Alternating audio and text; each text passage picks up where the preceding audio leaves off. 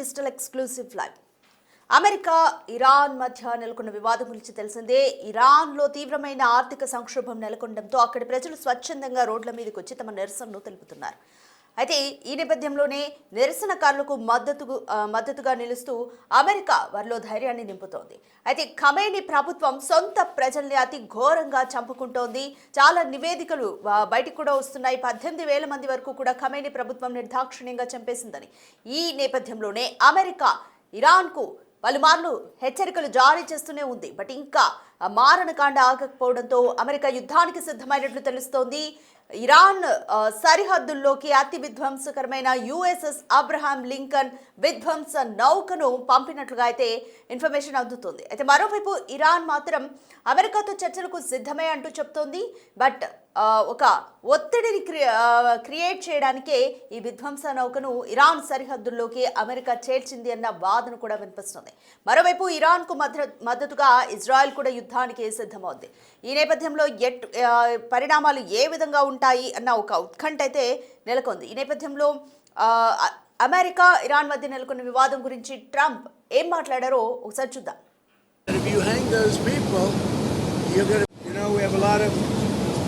Ships going that direction just in case. We have a big flotilla going in that direction, and we'll see what happens.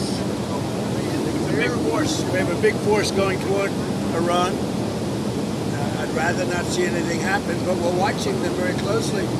I stopped 837 hangings on Thursday.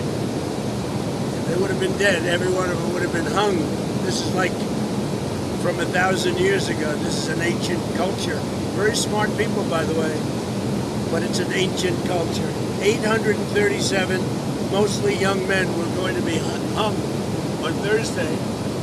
And I said, if you hang those people, you're going to be hit harder than you've ever been hit.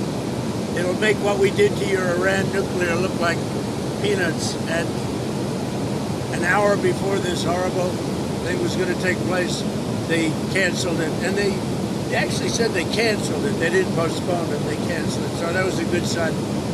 But we have an armada. We have a massive fleet heading in that direction, and maybe we won't have to use it. We'll see. Right, ఒకవైపు Iran మాత్రం చర్చలకు సిద్ధము అంటూ చెప్తోంది అమెరికాతో. మరోవైపు America కూడా యుద్ధ నౌకలను ఇరాన్ సరిహద్దుల్లో మోహరించింది. ఇజ్రాయెల్ కూడా యుద్ధానికి సిద్ధమంటూ ప్రకటించింది. ఈ నేపథ్యంలో ఎటువంటి వాతావరణం నెలకొంటుంది అన్న ఉత్కంఠ అయితే సాగుతుంది. దీనికి సంబంధించి మోర్ డీటెయిల్స్ మా ప్రతినిధి శివాని అడిగి తెలుసుకుందాం. రైట్ శివ, అమెరికా ఇరాన్ పై యుద్ధం చేయబోతుందా? ఏ విధంగా ఉంటుంది సిచ్యువేషన్? రోజు రోజుకు అమెరికా ఇరాన్ మధ్య ఉద్రిక్తతలు తారస్థాయికి చేరుతున్నాయి. ఈ నేపథ్యంలోనే ఏ క్షణమైనా ఇరాన్ పైన అమెరికా అటాక్ చేసే అవకాశాలు అయితే ఎక్కువగా కనిపిస్తున్నాయి. ఇరాన్ సరిహద్దుకు ఇప్పటికే అమెరికా విధ్వంస నౌక చేరుకుంది. అత్యంత విధ్వంస నౌకగా దీన్ని పరిగణిస్తుంటారు.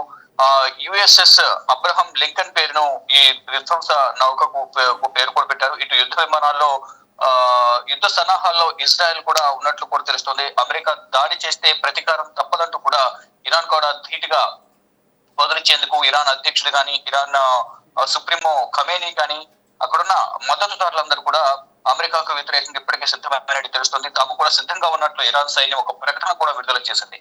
ఇక ఇరాన్ చర్చలకు రెడీగా ఉందన్న ట్రంప్ ఈలోపే ఇరాన్ దగ్గరకు వచ్చిన విధ్వంస నౌకకు సంబంధించి ఏదైతే అంటే ఇరాన్ చర్చలకు రెడీగా ఉందంటూ కూడా ఒకవైపు ట్రంప్ చెప్తున్నప్పటికీ కూడా ఈలోపే ఇరాన్ దగ్గరకు విధ్వంస నౌకను అంటే బోర్డర్ కు పంపించారు. ఒక చర్చలు విఫలమైతే కనుక తిరిగి ఇరాన్ అటాక్ ప్లాన్ చేస్తే ప్రతిగా ముందుగానే దాడి చేయాలనేది అమెరికా వ్యూహంగా కూడా భావిస్తున్నారు. దానిలో భాగంగానే ఇప్పటికే ఇరాన్ సరిహద్దులోకి యుద్ధ నౌకను కూడా తీసుకువెళ్ళినట్టు తెలుస్తుంది. అక్కడ నుంచే దాడులు చేయాలనేది కూడా అమెరికా భావిస్తుంది. దానిలో భాగంగానే యుఎస్ఎస్ అబ్రహం లింకన్ తో పాటే గైడెడ్ మిసైల్ క్రూయిజర్లు కూడా ప్రాంతానికి సరిహద్దు ప్రాంతానికి చేరుకున్నాయి.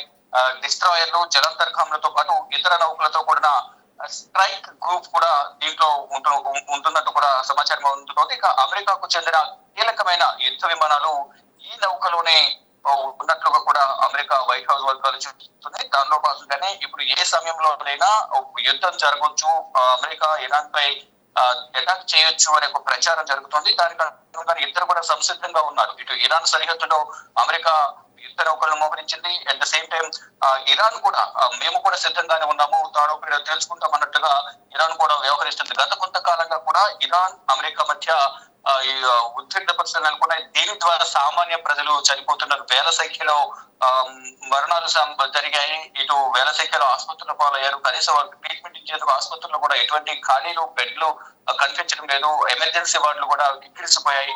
ఈ నేపథ్యంలోనే ఒకవైపు ఒక వర్గం అమెరికా అధ్యక్షుడు ట్రంప్ ను వ్యతిరేకిస్తున్నప్పటికీ మరొక వర్గం ఖమేనీ వ్యతిరేక వర్గం మాత్రం ఇప్పటి వరకు ఉన్న నియంత్ర పాలన నుంచి మాకు విముక్తి కల్పించాలంటూ కూడా అమెరికా అలాగే ట్రంప్ ను శరణార్థి కోరుతూ ఉన్నారు. దానిలో భాగంగానే ఇప్పుడు అమెరికా అధ్యక్షుడు ట్రంప్ ఈ దాడికి సిద్ధం చేసినట్లు కూడా ప్రణాళిక సిద్ధం చేసినట్టు తెలుస్తోంది. అయితే ఇక్కడ ప్రధానంగా ఇరాన్ లో ఉన్న చమురు నిల్వల వల్లే ఇప్పుడు ఈ యుద్ధం అనేది జరుగుతోంది అనేది ప్రధానంగా ప్రచారం జరుగుతుంది. అదే వాస్తవం కూడా అంతర్జాతీయ నిపుణులు చెబుతున్నారు. ఇప్పటికే వెనిజులా అధ్యక్షుడు నికోలా మధురేను ఏ విధంగా అయితే చమురు నిల్వలకు సంబంధించి బందీగా చేసుకున్నారో, ఒకవైపు అతను డ్రగ్స్ కు సంబంధించి ఎక్కువగా అక్కడ దందా చేస్తున్నాడు అనేది ప్రధానంగా తెర మీదకి తీసుకొచ్చినప్పటికీ కూడా వెనిజులాలో చమురు నిల్వలు అనేది వెనిజులా, ఇరాన్, ఇతర కొన్ని దేశాల్లో మాత్రమే, రష్యా దేశాల్లో మాత్రమే ఈ చమురు నిల్వలు ఎక్కువగా ఉన్నాయి. అక్కడ నుంచి భారత్ కానీ ప్రపంచ దేశాలు కొనుగోలు చేస్తున్నాయి కాబట్టి దాని ద్వారా అమెరికాకు ఆదాయం పడిపోతుంది.